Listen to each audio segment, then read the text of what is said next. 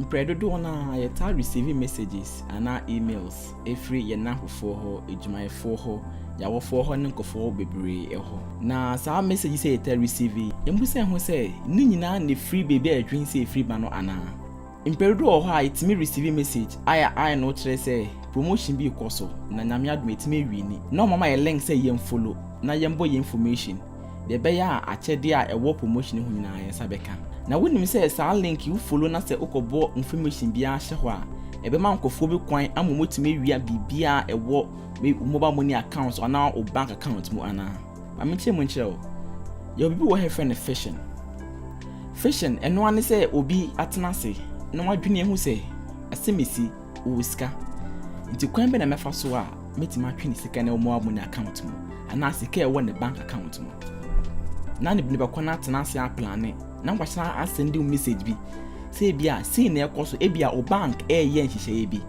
na hu behia say obetimi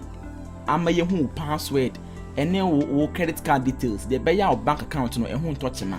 no mama o link say follow sa link no ne kobo wo information na owo no banko de be ya bank ni na o mo ye no enka o bank account no ntu kwa o metimi bu so say udin wo phone number credit card details everything what the sad details are boni nyina wo dwene say wo yes and the secure bank account na so na wonim say wo do details and am akronfo now ade akronfo na ye ne say omohu say sika de sika ebi won sem ye nu so free ma bank account ehu hia wo pa free say sika egu ho no enya asem ketewa nti no omohu ni say so Wundef bank account so menya efri say wo sika na wo ho ne dɔɔso nti mepe kwan ba fa so a o metime nya wo nti no me da fa so say o bank eyi digimedie bi nti no fill sa form no de be ya o bank no a bank account no ho ntotime bia en na san sika e wo ho ne bank account ho ehihia wonti no na wo de o to de dahye so akwakọ fill sa form no na one thing is say site na wo course no enyo bank ne site because akronfo na create site at say site ne pepepe de be ya sa wo course wo be twin say your bank no site ba na enye no a this site no mo create no mama na sell bank account de be ya obegye di say your bank account na your bank no site no nti information na obo nyina omo tiiche na mo hwe o credit card details obo nyina mo tiiche na mo hwe nti wonya bo wie na mo nsaka nti no ometimi de du tumi bi on person mo ye bia some person omo twen sika free account ometimi atwene nyina bra won unim do be hu say sika na wa account na sorte so na hu kwan ya fa so a sika na sorte ye no so free ma e bia na wo de da nkonya bank account na kwa mobile money na nkofo bi ase no message say promotion bi ko so na wo so we wi ni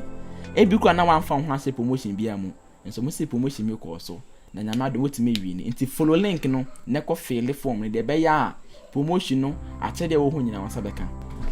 so on be ya mana asset say o network company no site ne pepepe say MTN Airtel to go Vodafone nti no ko na wo hu site na ubegye di say efiri wo network company no ho na buy na so na akronfo na create nti within no boy no omohu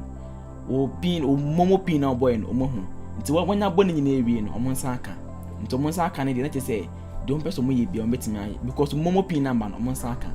nti bibia wo bank account o mobile money account mo person mo twe nyina ebe ye for am o betimi atwe nyina efiri ba o mobile money account mo abra wo na account ni wo de ne kra no wonni person mo twe sika bi efiri be hu say sorte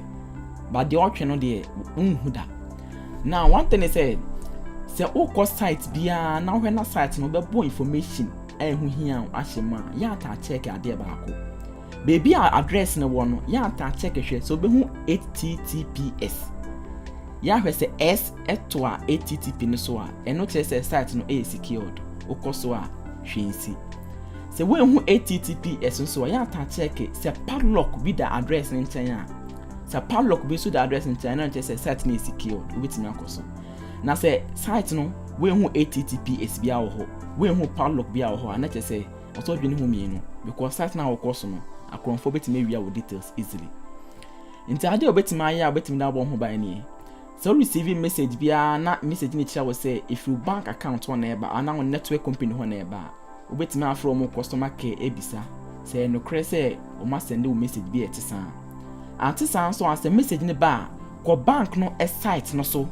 and follow link na ba no unim bank na site no ko bank na site no so directly because wokɔ mia link no so a ɛnna wobɛtumi gyina so de area na wokɔ bank ne site no so pɛpɛpɛ na biribi san wɔ hɔ a wobɛhu nti biribi san so ni hɔ a ɛno nso bɛboa ama wotumi ehu